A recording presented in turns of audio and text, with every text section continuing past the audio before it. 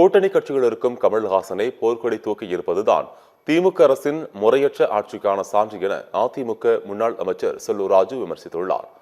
மதுரையில் செய்தியாளர்களை சந்தித்த அவர் திமுக ஆட்சி குறித்து மக்கள் நீதி மய்யம் கட்சியின் தலைவர் கமல்ஹாசன் கடுமையாக விமர்சித்துள்ளதாக குறிப்பிட்டார்.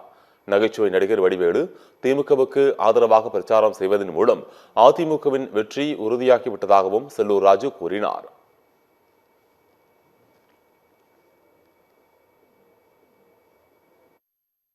இன்னைக்கு பாத்தீங்கன்னா கமலஹாசனே எவ்வளவு பொறுமையாக அவரே நேற்றைய தினம் வலைத்தளத்துல போட்டுட்டாரு.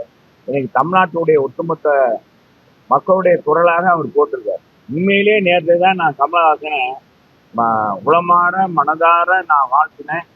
அவர் கட்சி ஆரம்பித்தது உண்மையிலே மக்கள் நீதி மையம் கட்சி. மக்கள் நீதி மையம் உண்மையிலே டார்ச் லைட்டை தூக்கிட்டாரோ ஒருத்தர் உடைச்சிருவார் தூக்கி அப்படின்ட்டு அவரே சொல்லிட்டாரு. என்னதான் விளம்பரம் பண்றீங்க? என்னங்க விளம்பரம்? மக்களுக்கு உண்மையான இங்க சுதந்திரம் கிடைக்கலையே.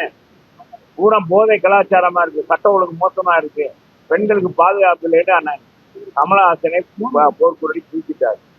அதே ஒரு சான்று. ஆனா இன்னும் நிச்சயங்க, என்னுடைய முகத்துல பிரகாசம் என்னன்னு கேட்டீங்க. என் முகத்துல பிரகாசம் வந்தது காரணம் ஆனா என் வடிவேல் வந்துட்டாரு, களத்துக்கு வந்துட்டாரு. வடிவேல் வந்துட்டாலே அதிமுக வெற்றி, அதிமுக கூட்டணி வெற்றி வெற்றி வெற்றி வெற்றி தான்.